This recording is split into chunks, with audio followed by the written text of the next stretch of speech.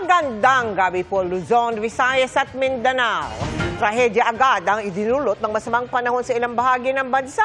Hindi pa man ganap na bagyo at wala pa man sa Philippine Area of Responsibility ang isang low-pressure area. Patay ang isa sa 6 na kabataang naliligo sa ilog sa General Santos nang biglang lumakas ang agos nito. Sa Sarangani naman, bumaha at may naperwisyo rin ng pagguho ng lupa. Nakatutok si Efren Mamak ng GMA Regional TV. Duguan, nakahubad at maraming sugat sa mukha. Ganito ang kalagayan ng wala ng buhay na binatilyo ng ma-recover mula sa tabing ilog sa Barangay Sinawal, General Santos City kaninang umaga.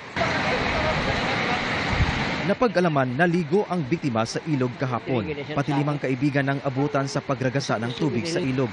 2 kasama nito ang nakaligtas, pero ang biktima at 2 kasamaan pa na-trap sa tubig. Gumamit sila ng itinumbang kahoy para makatawid, pero hindi umano nakahawak ang biktima dahil may bit-bit itong plastic na pinaglagyan ng kanilang mga cellphone. Doon na ito naanod ng tubig. Kani siya ang wala nakagunit sa kahoy. Kay naggunit po siya og silopin nga sulod sa ilang mga cellphone. Ang ama ng biktima, emosyonal lang inilahad nito na bago ang pangyayari, pinagsabihan na niya ang biktima na huwag umalis. Ngunit hindi daw ito nakinig. Gingnan ako, ayaw na laag, kay matulog ko. Sa upag, magkuha lang kong gulay, magkuha mi gulay. Nga si kauban, kauban sa simbahan. Itong choir. Ayon sa CDRRMO, hindi umano nakaranas ng pag-ulan sa sentrong bahagi ng bayan noong panahon na iyon. Ngunit may mga report na may pagragasa ng tubig sa ibang malalaking ilog sa lungsod. May nakuhanan nga na video na ulo ng baha na rumaragasa papunta sa isang dike sa Barangay Labangal. Bagay na ikinaalarma ng mga residente. Gayunpaman, walang naitalang sugatan sa insidente.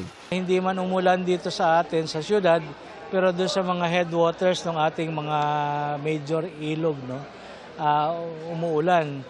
Huwag tayong pakakatiwala, pakapapakumpiyansa. Sa Kiamba, Sarangani, ilang mga sasakyan din ang na-stranded dahil sa tubig baha mula sa bundok na dumaloy papunta sa kalsada sa Barangay Suli nitong Lunes ng hapon din.